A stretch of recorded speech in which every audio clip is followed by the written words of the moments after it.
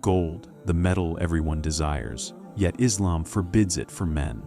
Why would Allah deny something so beautiful, so harmless, so small? Ibn Arabi taught that divine laws are never random. They are mirrors, reflecting the secrets of the soul. When a man wears gold, it's not the ornament that weighs on him, it's the ego that begins to shine. Islam doesn't forbid gold because of the metal. It forbids it because of what it awakens: pride, attachment, illusion. Every command in Islam hides mercy behind discipline, and this rule is no different. For those who understand, this is not a restriction, it's protection, a reminder that not everything that glitters is meant for you. Gold tests the heart, not the hand. Gold has always fascinated mankind, not because of its color, but because of what it stirs within. The metal itself is lifeless, but the desire it awakens reveals life's hidden trial. Ibn Arabi said, "Objects do not tempt the servant tempts himself through them." When Allah forbade gold for men, it wasn't to strip them of beauty, but to unveil where their loyalty lies, in adornment or in humility. The test was never in the metal, it was in the mirror it holds up to the soul. Gold doesn't cling to the body, it clings to the heart. It whispers of status, wealth, and recognition. The one who wears it outwardly risks worshiping it inwardly. Islam's restriction is mercy, disguised as discipline, to save a man from a subtle kind of slavery. The Sufi understands that every command is a conversation between Allah and the heart. Gold simply asks, "Do you wear me, or have I already worn you?" Ibn Arabi taught that true beauty must be inward. Adornment belongs to the soul, not the skin, he wrote. The shine of gold fades, the shine of sincerity endures. When a man measures worth by reflection instead of remembrance, he begins to forget who gave him the ability to shine at all. The test of gold is the test of identity, whether you define yourself by creation or by the Creator. The heart that craves to be seen will always seek gold, but the heart content with Allah's gaze needs no ornament. The Prophet ﷺ lived in simplicity, not because he lacked, but because he saw abundance beyond appearance. Ibn Arabi said, "The one who knows the source ceases to thirst for symbols. Every time you resist the glitter of gold, you polish the unseen jewel within humility." Gold tests your attachment to illusion. It reminds you how easily the ego disguises itself as elegance. The Sufi knows that attachment begins small, a ring, a watch, a need to impress, but it grows into forgetfulness. That's why Allah draws boundaries, not to cage you, but to center you. He doesn't want to take away what is beautiful. He wants to show you what is real. When a man chooses simplicity over show, he doesn't lose beauty, he becomes it. The absence of gold doesn't diminish his light, it refines it. Ibn Arabi taught that divine refinement often appears as deprivation. When Allah removes what dazzles the eyes, He polishes what the eyes cannot see: the heart. This is why the Sufi smiles when denied luxury. He knows it's an invitation to depth. Gold weighs heavy because it carries the weight of meaning. The hand can hold it easily, the heart cannot. The Prophet ﷺ said, "What I fear for my ummah is the glitter of this world." Every ounce of gold tests whether you see the world as possession or as passage. The wise see through it using wealth, but never letting wealth use them. That balance is the true adornment of a believer. In the end, gold's true test is silence. It waits for you to decide whether you'll be its servant or its witness. Ibn Arabi said, "Everything in creation glitters to show you how dim your attachment looks beside the light of Allah." The man who resists gold does not lose treasure, he finds one. For when he lets go of what shines on the skin, he discovers what glows in the soul, and that light never tarnishes. A reminder of humility. Humility is the fragrance of true faith, unseen, yet unmistakable. Gold, with its brilliance, can cloud that fragrance if the heart begins to crave attention. Ibn Arabi said, The servant who seeks to shine before people has already turned his back to the light of his Lord. Islam forbids men from wearing gold not to strip them of dignity, but to remind them that real dignity is invisible. The more the heart bows, the more it glows. The human soul is naturally drawn to beauty, but the ego twists beauty into competition. Gold turns from adornment into comparison. Who shines brighter, who appears richer, who seems more blessed. The Sufi learns that pride hides behind polish. Humility, on the other hand, wears no ornaments because it is ornament itself. When Allah forbids gold, He teaches men that the purest shine is character, not decoration. Ibn Arabi wrote, "The moment a servant adorns himself to be seen, he forgets who is seeing." Humility means remembering that every gift is on loan. Your wealth, your voice, your face, all reflections of Allah's generosity, not your ownership. The one who grasps this truth no longer competes for attention. He competes for nearness. That is, the humility gold threatens to erode the quiet awareness that all beauty belongs to the One. The Prophet ﷺ lived as the model of humility. Despite his greatness, he mended his own clothes, sat on the floor, and ate with the poor. Ibn Arabi called this the majesty of modesty. In his simplicity, there was no lack, only balance. The Prophet ﷺ didn't reject beauty. He refined it. He showed that humility is not poverty of appearance, but richness of soul, the kind of wealth that gold could never measure. Gold tests whether a man needs to be noticed to feel valuable. Humility teaches him to be invisible and still radiant. The Sufi understands that Allah elevates those who lower themselves, not before people, but before truth. Ibn Arabi said, "The more the servant disappears, the clearer the divine appears. The one who lives this truth shines without shimmer. His presence itself becomes light." Humility is protection from the disease of pride, a shield that guards the heart from corrosion. Gold, though beautiful, can awaken arrogance in subtle ways. The Sufi doesn't condemn the metal, he observes its effect. Does it bring gratitude or vanity? If it inflates the ego, it diminishes remembrance. True humility is not about rejecting beauty, but ensuring it never replaces the source of beauty. Every command in Islam aims to polish the soul. The prohibition of gold for men is one such polish, gentle, wise, merciful. It prevents the heart from mistaking reflection for reality. Ibn Arabi wrote, "Humility is the mirror that reveals Allah's grandeur in man. When you remain simple in a world chasing shine, you carry a secret wealth no gem can equal contentment." In the end, humility is not about lowering yourself before others. It's about lowering yourself before the truth. The Sufi, who understands this, doesn't need to sparkle. His serenity speaks louder. When Allah forbids gold, He whispers a lesson. "Do not wear what blinds you from me. For the one who bows low in spirit rises highest in worth." The greatest ornament a man can wear is a humble heart polished by remembrance. Balance in creation. Allah created everything in perfect proportion, light and dark, giving and taking, adornment and restraint. Nothing in the divine order is random. Every allowance and restriction completes a greater harmony. Ibn Arabi said, "The wisdom of balance is the secret of existence."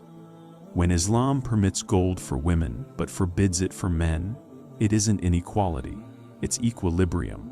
Each command restores balance between outer beauty and inner grounding.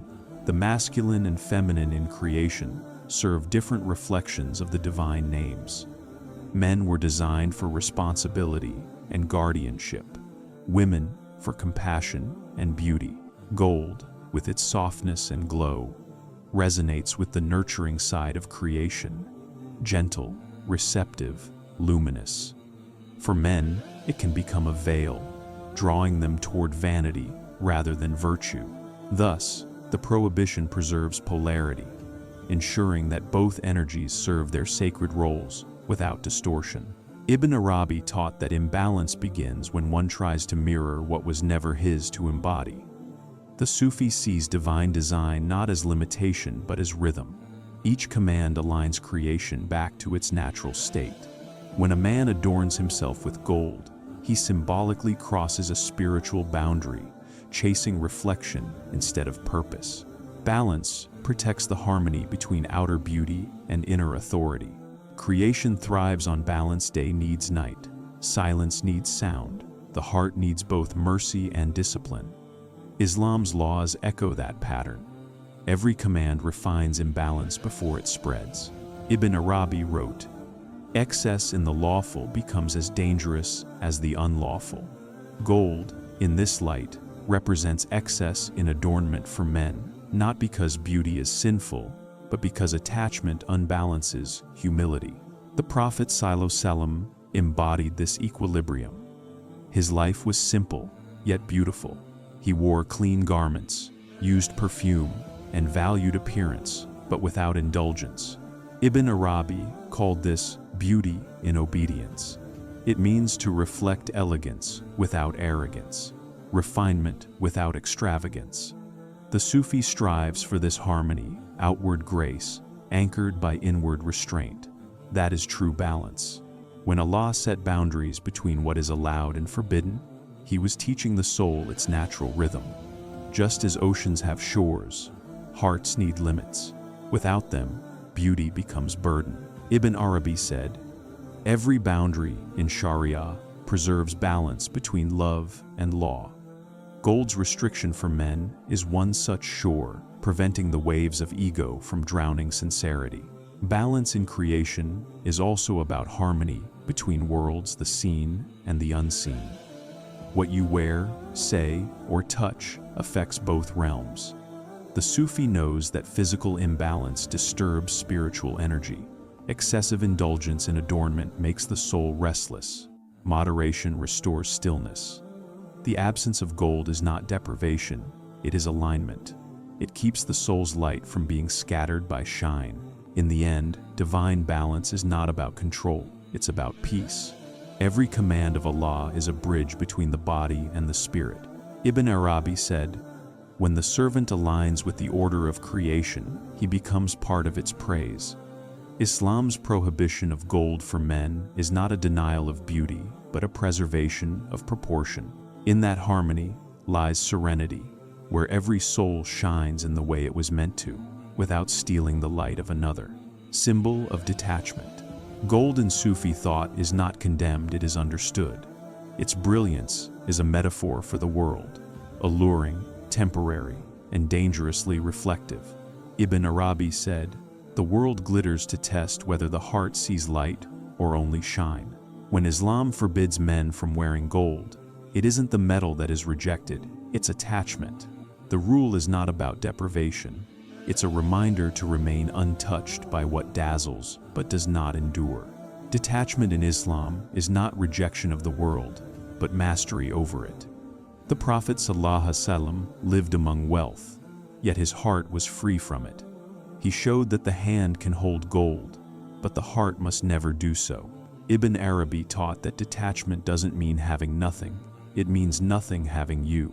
The prohibition becomes a symbol of spiritual independence, freeing men from the subtle enslavement of desire. Gold symbolizes attachment because it feeds the illusion of permanence. Its shine resists decay, its color never fades.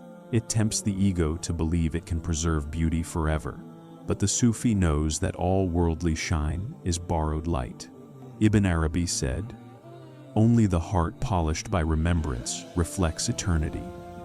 Detachment, therefore, is not dullness. It's seeing through the illusion without hating the creation. The absence of gold from a man's adornment teaches inner richness. Simplicity becomes his crown, humility his ornament. The Sufi's elegance lies not in possession, but in presence. When he renounces adornment, he doesn't lose beauty, he becomes it. Ibn Arabi wrote, "The servant who detaches from the world becomes like clear glass. Nothing clings, and light passes through." Detachment transforms the heart into a vessel of divine reflection.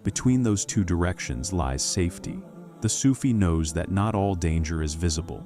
Pride, envy, and attachment wound the spirit far deeper than blades. Allah's law against gold for men blocks those subtle openings. It trains the believer to live unseen yet radiant, visible humility, hidden strength. Ibn Arabi said, "The safest heart is the one unseen by its own pride." In the end, spiritual protection is not found in objects, charms, or rituals. It's found in obedience born of love. Every boundary Allah places is a circle of light drawn around you. The man who avoids gold doesn't lose beauty. He gains invulnerability. For no curse, no envy, no pride can touch the one whose heart glows with remembrance. In his simplicity lies his shield, and in that shield, peace, a hidden mercy. Every divine command carries a mercy the eye may not see. Ibn Arabi said, "The veil of law hides the face of love." What appears as restriction is often protection disguised. The rule forbidding men from wearing gold is not a burden, it is a mercy wrapped in wisdom. Allah closes one door only to open another within the soul. What the ego calls loss, the spirit calls liberation. Mercy often arrives through denial. When Allah withholds something that pleases the senses, He grants something that nourishes the heart. Gold attracts attention outward. Its absence draws reflection inward. Ibn Arabi taught that the divine method is reversal. He takes from one hand to fill the other with what lasts. In being denied adornment, man is adorned by humility, a beauty that angels recognize. This command humbles the self that craves recognition. It whispers, "You are not measured by what shines on you, but by what shines through you." Ibn Arabi wrote, "Allah hides His mercy in the very thing that hurts the ego." The prohibition of gold disciplines the inner world, protecting man from arrogance he cannot see. The mercy is not in what was taken, but in what was prevented. Gold symbolizes the outer world's seduction power, attraction, and permanence. Yet none of these endure. By forbidding it, Allah teaches men to anchor themselves to the eternal, not the temporary. Ibn Arabi said, "He who clings to what perishes cannot taste what remains." The rule becomes a reminder that mercy often begins with letting go, before the heart becomes enslaved by what gleams. The Sufi sees that mercy is not softness, it is structure. Every law in Islam holds the soul steady against the winds of desire. The absence of gold cultivates strength through simplicity. The man who obeys doesn't lose value, he refines it.